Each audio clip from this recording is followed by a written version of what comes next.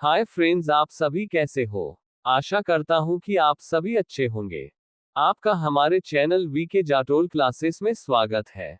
आज के इस वीडियो में हम 28 जुलाई 2026 के मुख्य करंट अफेयर्स और उसके एक्सप्लेन के बारे में चर्चा करेंगे। प्रश्न नंबर 1, हाल ही में स्वच्छ ऊर्जा को बढ़ावा देने के लिए भारत वर्ष 2033 तक कितने स्वदेशी लघु मॉड्यूलर रिएक्टर एसएमआरएस विकसित करेगा?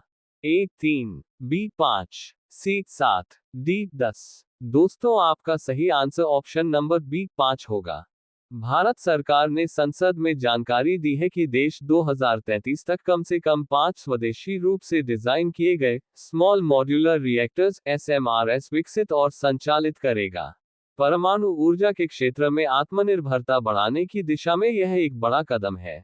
डिजाइन भाभा परमाणु अनुसंधान केंद्र BARC ने फिलहाल 3 तरह के रिएक्टरों पर काम शुरू कर दिया है। 220 मेगावाट विद्युत Bharat small modular reactor BSMR 255 megawatt विद्युत SMR 55 और 5 megawatt thermal high temperature gas cooled reactor HTGCR।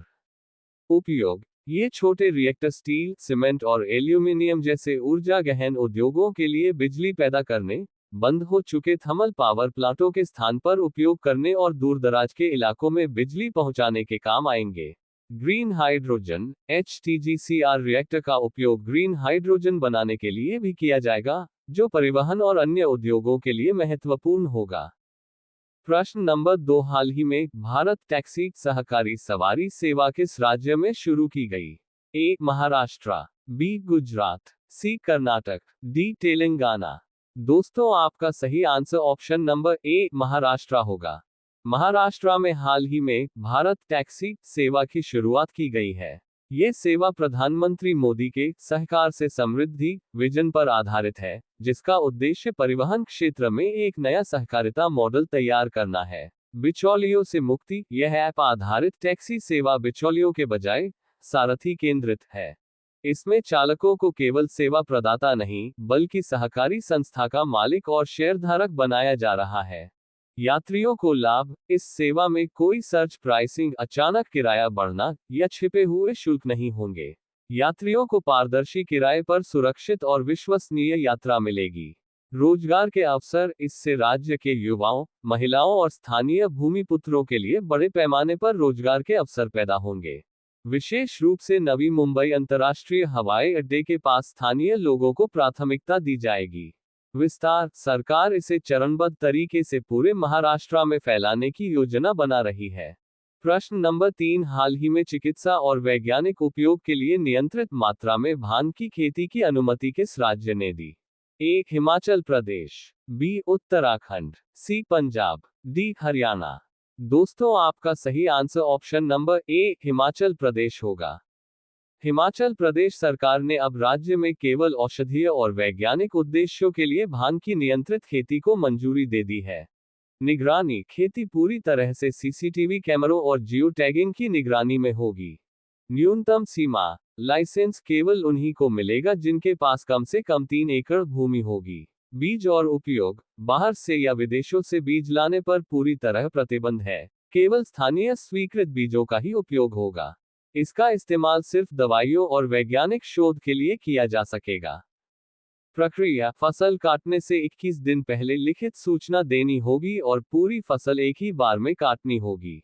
निरीक्षण: जिला स्तर पर उपायुक्त DC की अध्यक्षता में एक समिति बनाई जाएगी, जो नियमित रूप से खेतों का निरीक्षण करेगी। लाइसेंस फीस: खेती के लिए 3 लाख रुपये, बीज आपूर्ति के लिए 25,000 रुपये और प्रोसेसिंग के लिए 2 करोड़ रुपये की लाइसेंस फीस निर्धारित की गई है।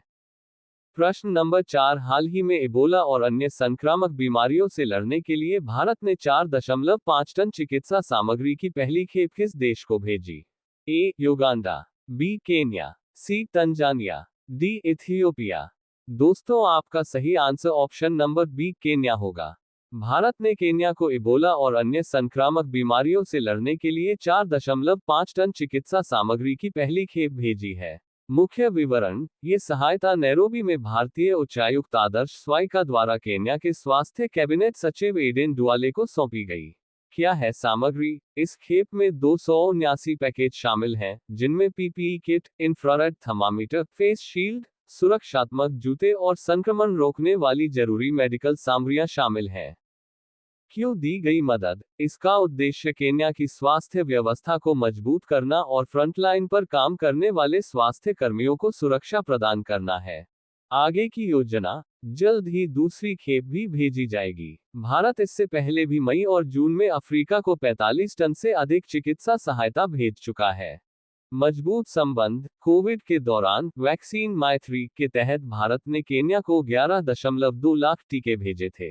भारत और केन्या के बीच स्वास्थ्य क्षेत्र में गहरे संबंध हैं, और हर साल 10,000 से अधिक केन्याई लोग इलाज के लिए भारत आते हैं।